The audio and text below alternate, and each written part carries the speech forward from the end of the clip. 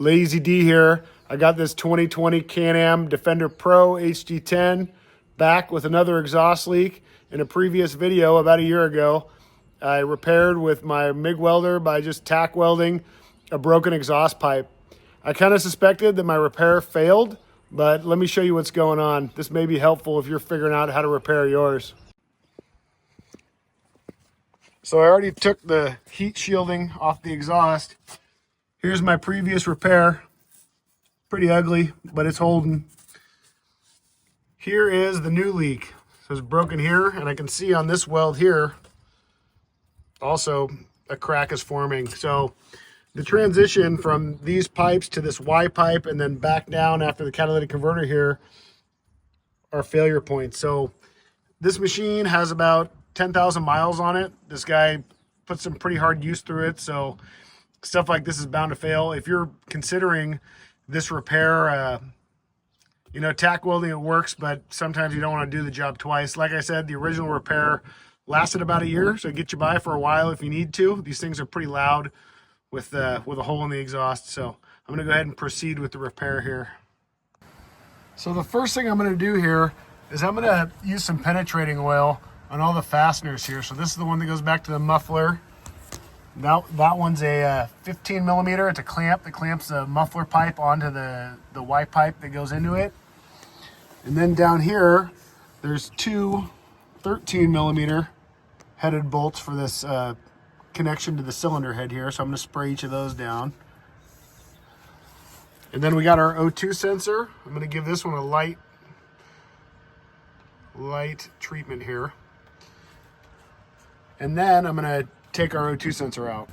Most O2 sensors are a 7/8 hex on here. This is a O2 sensor socket. These are great to have on hand, and what this allows you to do is to get the socket here over the sensor without damaging the wiring, which can be a little bit tough to do.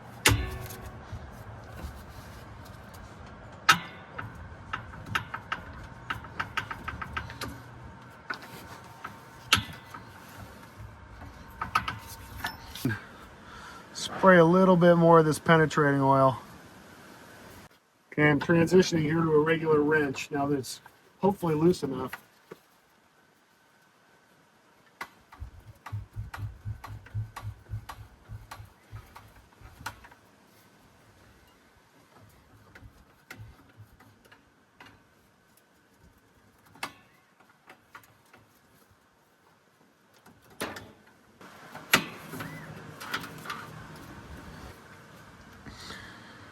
Got it out. I'm happy that I didn't spray so much penetrating oil on it that it actually made it down here to the tip of this sensor. You could get a new O2 sensor when you're doing this to make the job a little bit easier, but oh, and actually now I'm looking, if you look in the threads, some of this metal has come out, so I'm gonna have to clean up the threads on this in order to get this to go back in right on the new one, but I think I'll be able to make it happen. Wouldn't hurt to get a new one if you wanted. These things are about 150 bucks.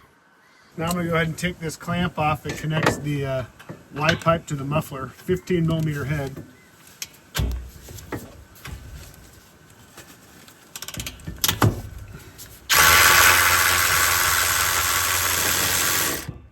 Next here I'm going to take these springs off. What I have here is an exhaust spring tool. If you can see that hook end, it's kind of got a hook end on one side and a nice handle on the other, which makes it a lot easier to pull these exhaust springs than if you're just trying to use pliers.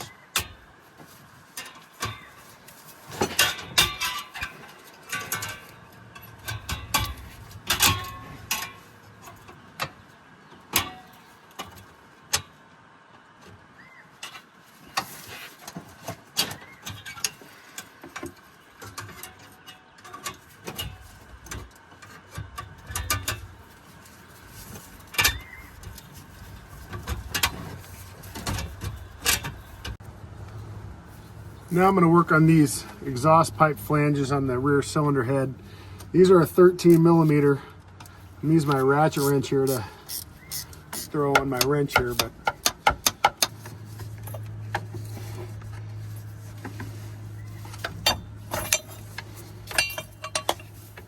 I'm reaching down in here now. There should be a gasket to get out.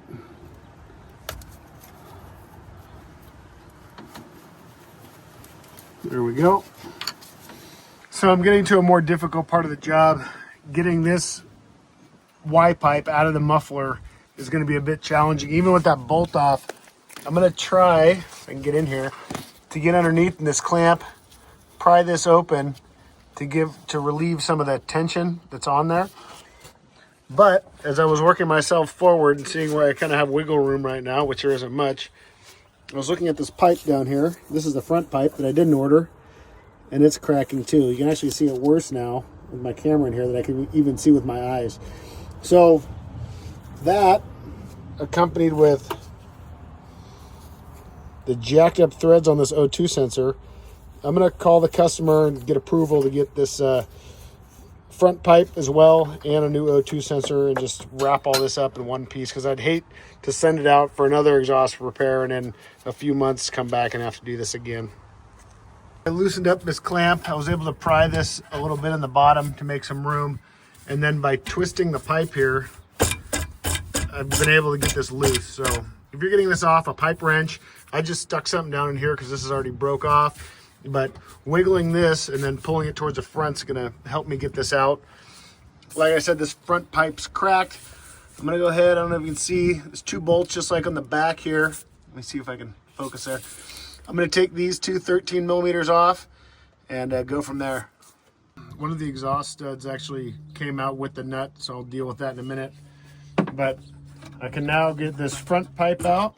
Don't forget to get the gasket out of the cylinder head. And now hopefully I'll be able to work this out.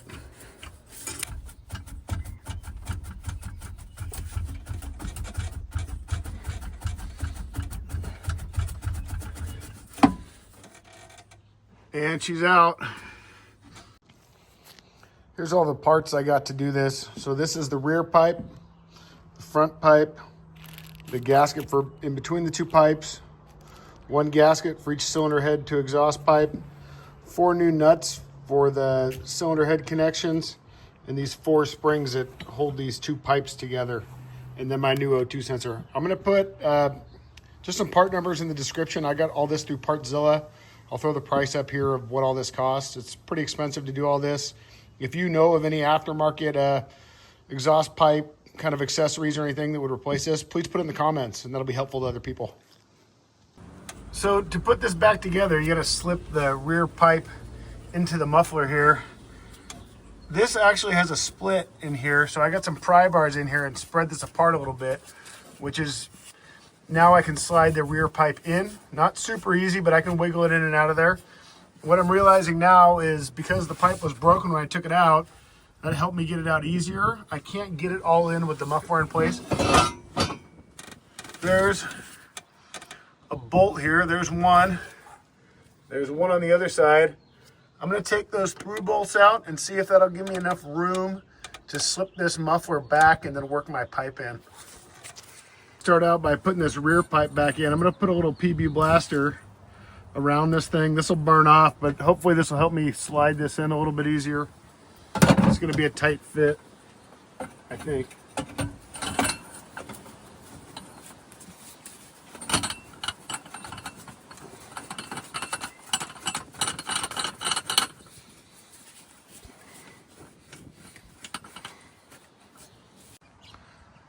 So by just taking the one side bolt out right there, I was able to get enough wiggle room out of the muffler to get this pipe in.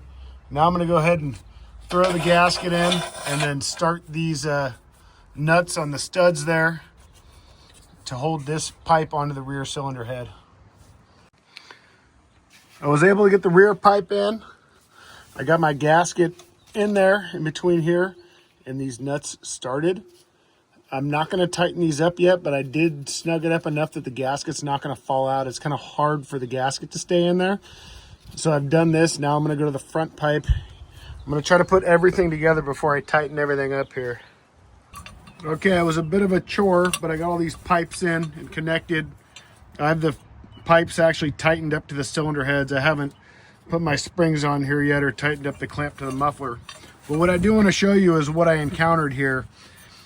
This is the old one, the old pipe that went off the rear cylinder.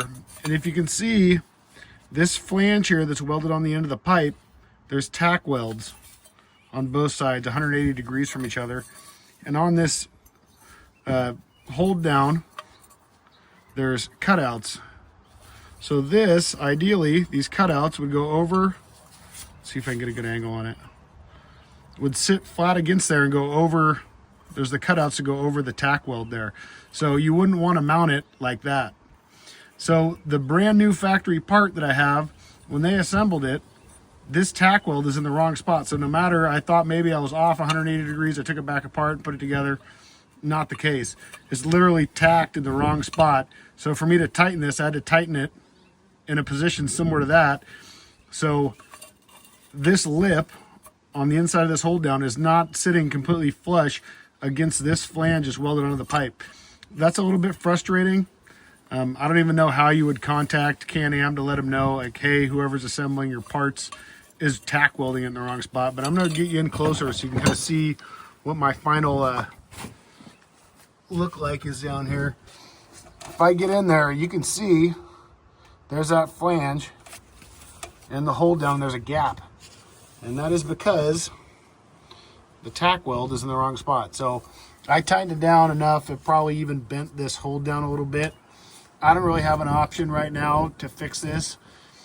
I could take this all apart and maybe grind out this hold down a little bit to accommodate for the tack welds in a different position than they should be in. But everything feels very secure. Long term, not great. Yeah, so anyway, I'm gonna tighten this all up, put my O2 sensor in. I already got my muffler bolted back up down there, no big deal. And start this thing up soon.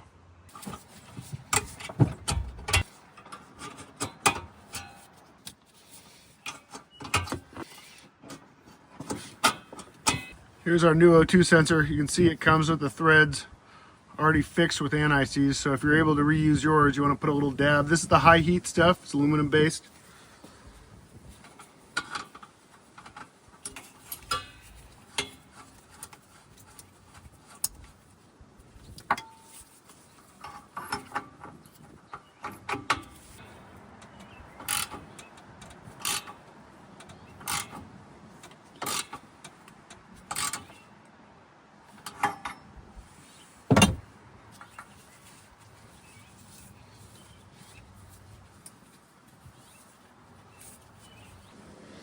Okay, I just wrestled with the heat shielding. That took me probably 15 minutes to get the heat shielding back on, but it's back on and I'm ready to try a startup.